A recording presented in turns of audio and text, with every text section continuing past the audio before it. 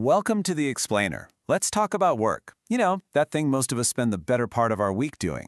But what if that Monday to Saturday grind is more than just a grind? What if there's a deeper purpose that we're all missing? Well, today, we're going to dig into how to find it.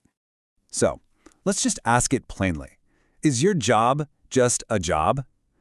This question really hits home for so many of us, right? There's often this huge gap between the work we do every day and any sense of a real, meaningful calling. We punch the clock, we get things done, but at the end of the day, a lot of us are left wondering, does any of this really matter? To get our heads around this feeling, let's use a really powerful metaphor, a veil. It's like this thin fabric is hanging right between you and your work, and it's hiding the true spiritual value of what you do. And because of this veil, it can be almost impossible to see your job's real importance. I mean, for decades, maybe even your entire career. All right, so let's get into this idea of an invisible calling. Why is this struggle so common? Let's try and pull back that veil just a little bit and figure out why it's so darn hard to see our work as something, well, something like a divine calling. And listen, this isn't some quick fix. It's not like you just flip a switch and suddenly see the light.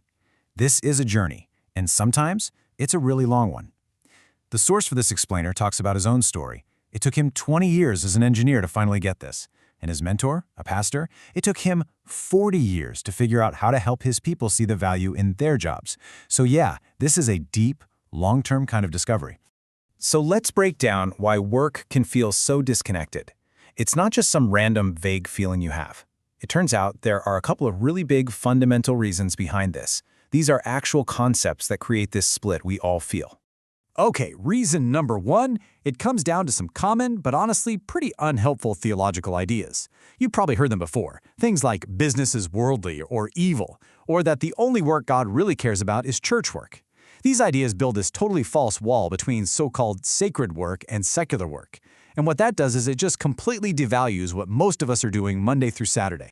Now, the second reason is a little more subtle, and it's deeply biblical. It has everything to do with how God's kingdom actually operates. I mean, think about it. It doesn't usually show up with a big parade and flashing lights.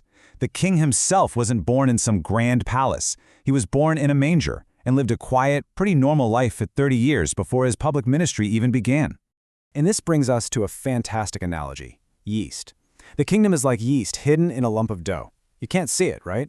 But it's in there, working quietly, silently, making the whole thing rise.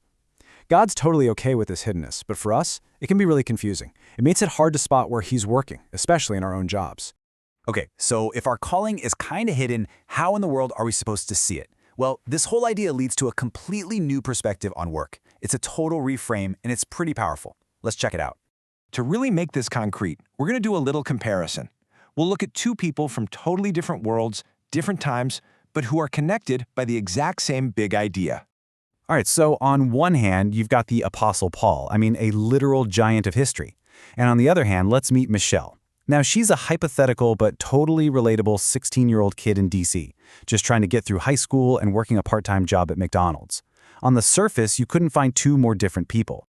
You know how Paul always started his letters? Paul, an apostle, by the will of God. Now, just imagine if Michelle described her life the same way. Michelle, a student and McDonald's employee, by the will of God. The point is that the details of her life, when she was born, where she was born, who her family is, none of that is an accident. It's all part of this bigger, sovereign plan. And here's the kicker. In God's eyes, is her calling any less important than His? The answer is no. It's completely different for sure, but it's not less valuable. Her job as a student, her work flipping burgers, that is her specific God-given assignment for right now. So you see, this isn't just some cool theory to think about. It's a game changer. It's a perspective that should totally shift how our communities and our leaders operate. So the big question is, how do we actually put this purpose into practice? Well, here are 4 really practical ways to encourage this everyday calling. First, you gotta teach it. Teach a real theology of work. Second, observe. Leaders need to actually go visit people where they work. Show some real interest. Third, pray. And I mean specific public prayer for people in their jobs, not just for missionaries, but for the coder, the mechanic, and the barista in the room. And fourth, commission them. Formally send them out into their work just like you would a missionary. Just picture this for a second. Imagine your community leader makes a quick 3-minute video about a local car mechanic. It just shows them at work, highlights how their skill keeps families safe on the road, and then they show that video to everybody. Can you imagine the impact? That simple act of just seeing and recognizing someone's work completely reframes it as a vital service, as a true calling. All right, let's tie this all together.